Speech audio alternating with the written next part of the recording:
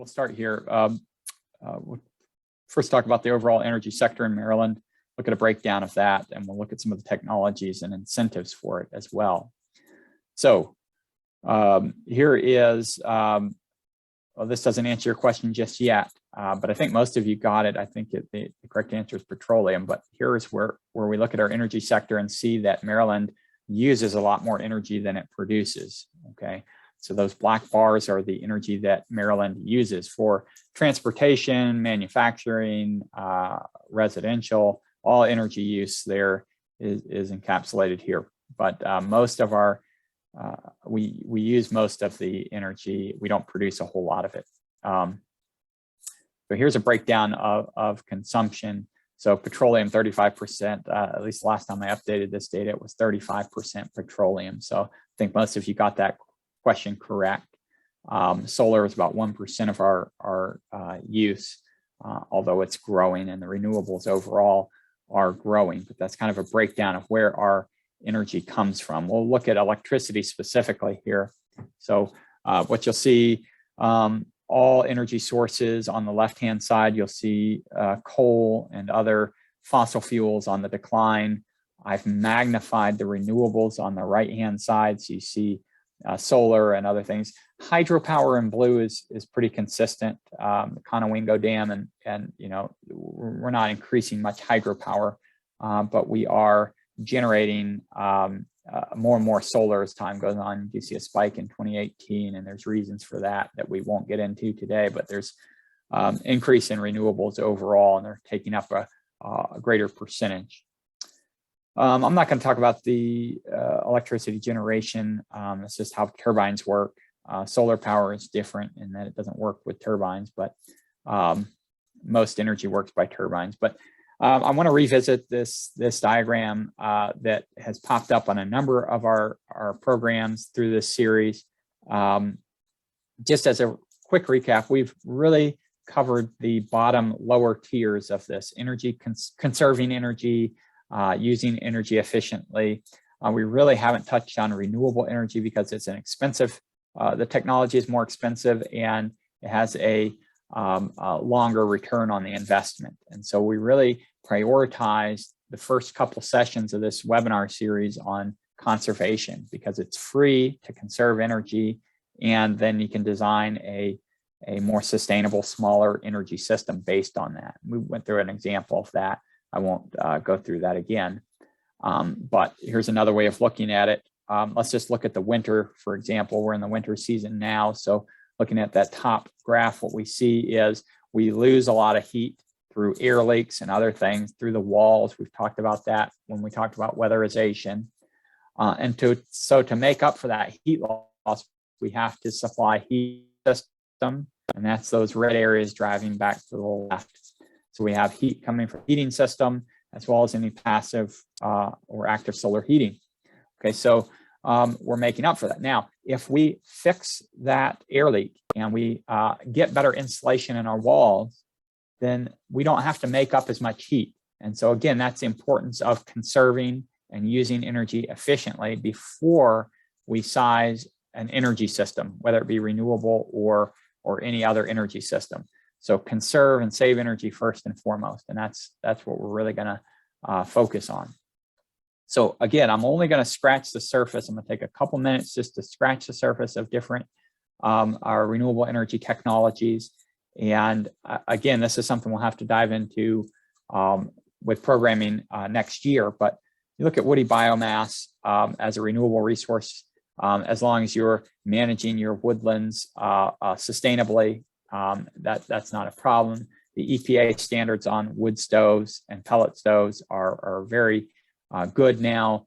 Those older boilers gave off a lot of gases and emissions and kind of gave wood burning energy a bad reputation, but these new catalytic wood stoves and pellet stoves are rather efficient. You just want to make sure that you have sustainable wood resource if you're going to take the time and the money to prepare your own firewood and season it, or if you're going to be buying it and sourcing it, make sure you have a good sustainable resource that's well seasoned and a good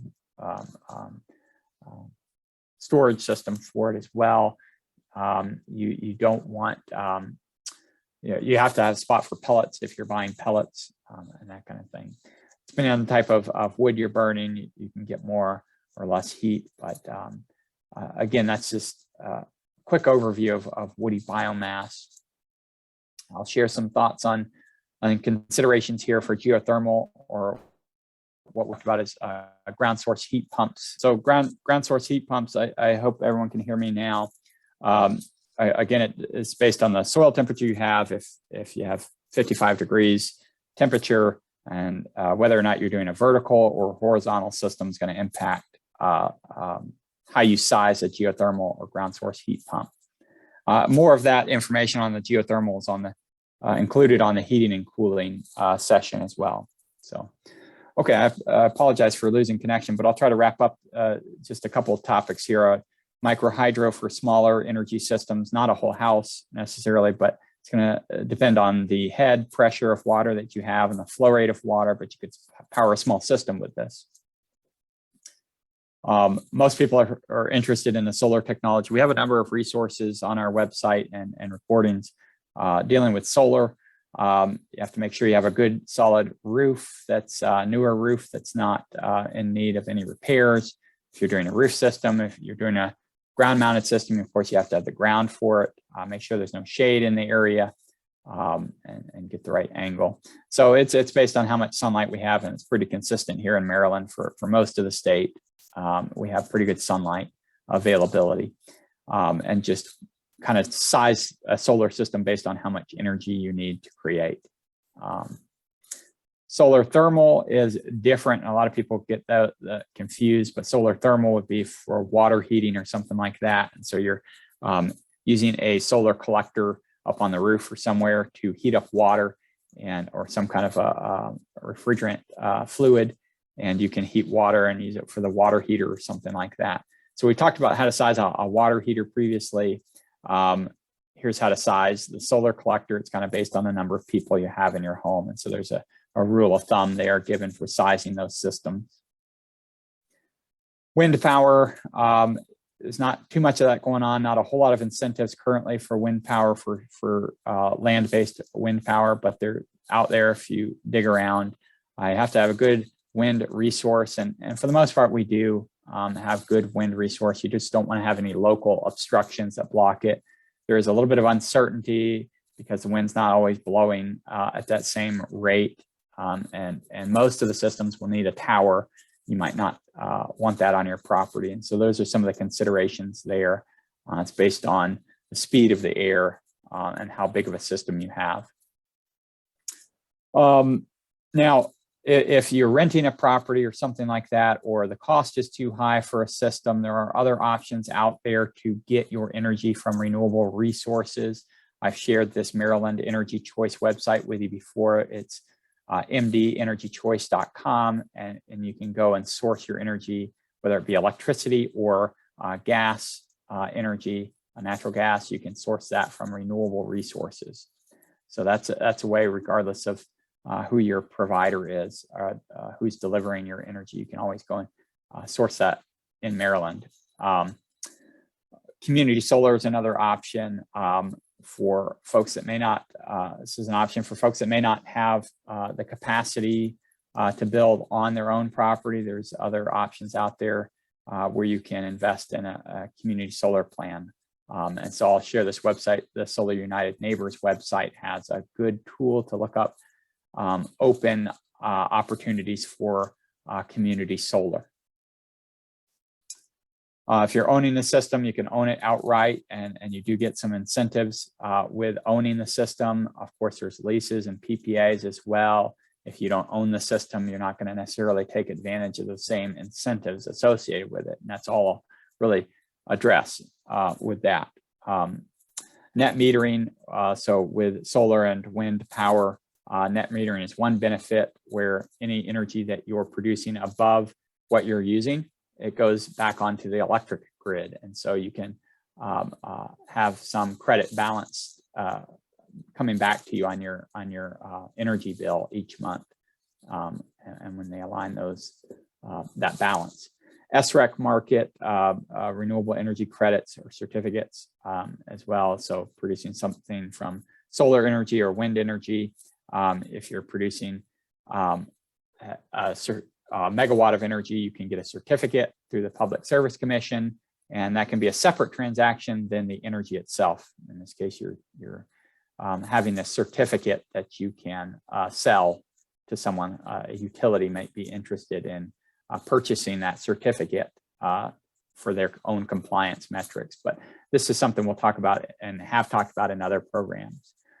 In terms of other incentives, check with your local utility provider. The example here is from BGE. It has a number of incentives that I believe are pretty current through the Empower Maryland program for different technologies, including smart thermostats and heat pumps. Maryland Department of Housing and Community Development is another resource, and I shared this previously, but check there for the weatherization program and other opportunities on the Maryland Department of Housing and Community Development. Maryland Energy Administration has a number of programs, including their clean energy rebate program. So it's $1,000 for solar electric or solar PV, $500 for solar hot water heaters, and $3,000 for ground source heat pumps, geothermal, and a number of other programs there. There's the wood stove rebates, $500 for a wood stove and $700 rebate for a pellet stove installed in Maryland.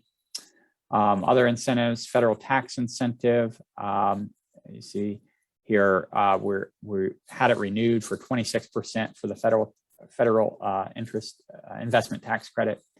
It's going down to 22% in the next couple of years, and eventually for residential, it'll drop off in a couple of years. But right now, the tax credit is 26%.